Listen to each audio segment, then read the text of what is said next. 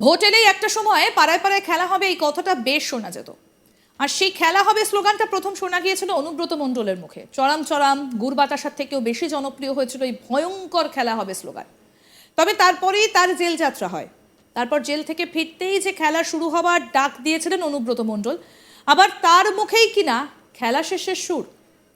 কি এমন ঘটলো যে তৃণমূল কংগ্রেসের দুর্দণ্ড প্রতাপ নেতা অনুব্রত মণ্ডল তিনি খেলা শেষের কথা বললেন?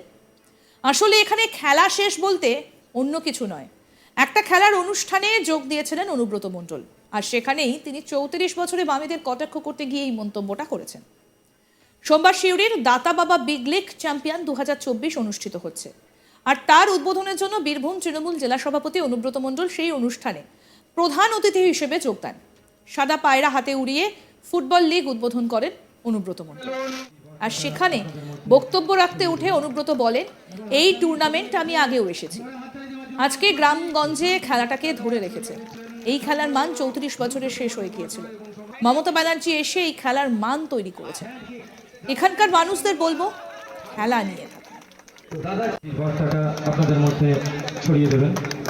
এবার হাততালি সকলের কাছে জোরে হাততালি দেওয়ার জন্য অনুরোধ করছি। তো শান্তির বার্তাটা ছড়িয়ে দিচ্ছেন সম্মানীয় অনুব্রত মণ্ডল মহাশয়। শোনাবো কি বললেন অনুব্রত মণ্ডল, শুনুন।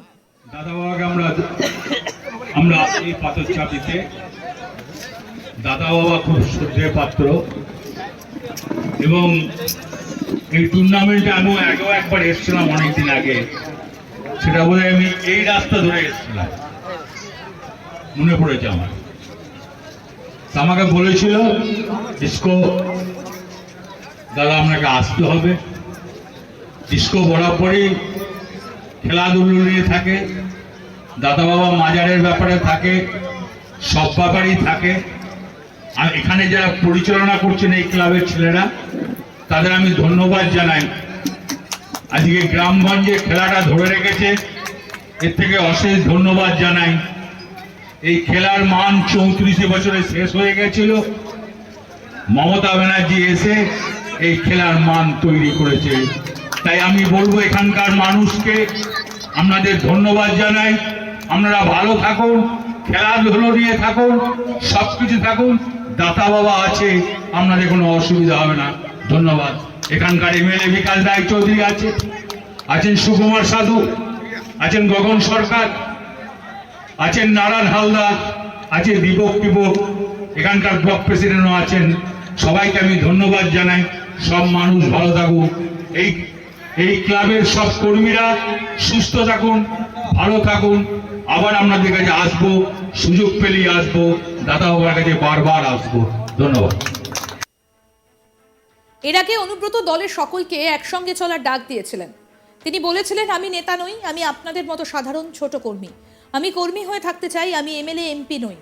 মমতা ব্যানার্জিকে মুখ্যমন্ত্রী আপনারা করেছেন, এখানকার এমএলএ না জিতলে সে মমতা ব্যানার্জিকে সমর্থন করবে কি করে?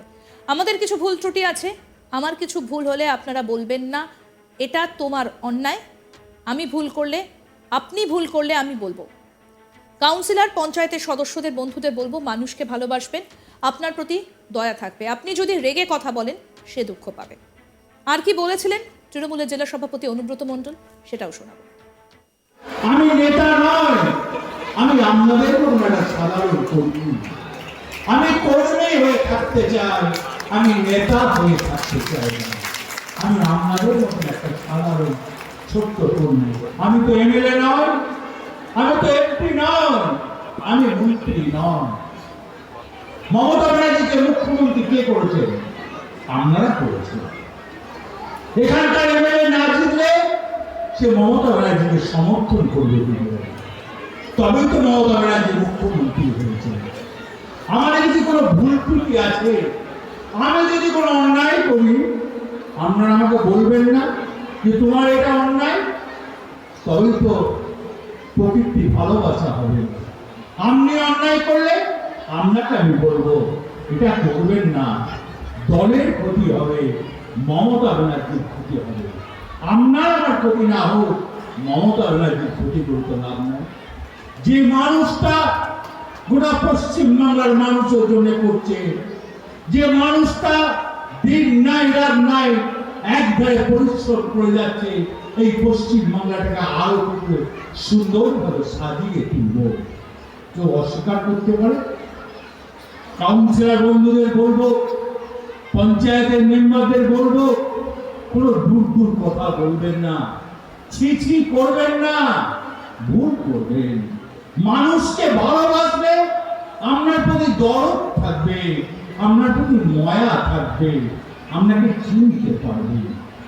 আমি আজ কাজটা না পারলেও বলবেন পশু করে দেবো, আপনাদের কিন্তু আপনাকে ভালোবাসবে। আর আপনি যেটা রেগে কথা বলেন, ঠেকিয়ে কথা বলেন, সে মনে দুঃখ পাবে। দুঃখ দেওয়ার তো অধিকার আমাদের নেই। সেই কাউন্সিলর তো আপনারাই করেছেন, তাকে জিতিয়েছেন। তাই আপনাদের কাছে বলতে এসেছেন, আমি নিশ্চয়ই ব্ল্যাক বাংলার মাঠে মিটিং করবো। প্রত্যেকটি আমাদের প্রতিনিধি শান্তনু হাজরা কি প্রতিবেদন তুলে ধরেছেন শোনাবো এবার। অনুব্রত মণ্ডলের হাতে সাদা পায়রা, আর সাদা পায়রা উড়িয়েই ফুটবল টুর্নামেন্টের উদ্বোধন করলেন। আর এই নিয়ে রাজনৈতিক মহল কিন্তু বিভিন্ন মতামত ও গুঞ্জন শুরু করে দিয়েছে।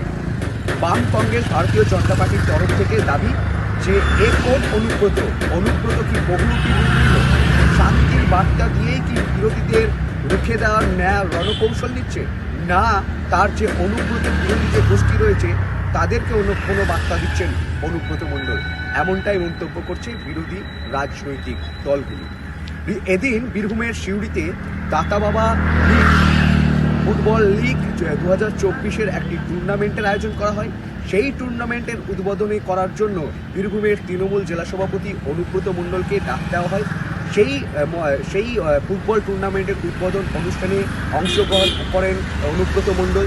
তিনি কিন্তু এই দিন ওই মঞ্চে দেখা গেল তার হাতে কিন্তু সাদা পায়রা, এর পাশাপাশি সাদা পায়রা উড়িয়ে ফুটবল টুর্নামেন্ট উদ্বোধন করার পাশাপাশি তিনি কিন্তু নীল সাদা হলুদ বেলুনও উড়ালেন আকাশে। তারপরেও দেখা গেল যে খেলোয়াড়দের যে খেলা উদ্বোধন সেই পরিস্থিতির সময়, সেই সময়ে কিন্তু মঞ্চ থেকে ফুটবল ছুড়ে দিলেন খেলোয়াড়দের রীতিমতোই। আর তার সঙ্গে সঙ্গে তিনি কিন্তু এবার কিন্তু ভারতীয় জনতা পার্টিকে কিন্তু কটাক্ষ করলেন বাম শিবিরকে। তিনি বললেন যে বাম শিবির 34 বছরে খেলাধুলোকে নষ্ট করেছে। মুখ্যমন্ত্রী আসার পর, মমতা ব্যানার্জি মুখ্যমন্ত্রী হওয়ার পর এ রাজ্যে খেলাধুলো চলাচল বেড়েছে, খেলাধুলোর প্রসার বেড়েছে। বীরভূমে এবং বাংলার যুবকদেরকে তিনি কিন্তু খেলাধুলার করার নির্দেশ দিলেন, মাঠে থাকার নির্দেশ দিলেন।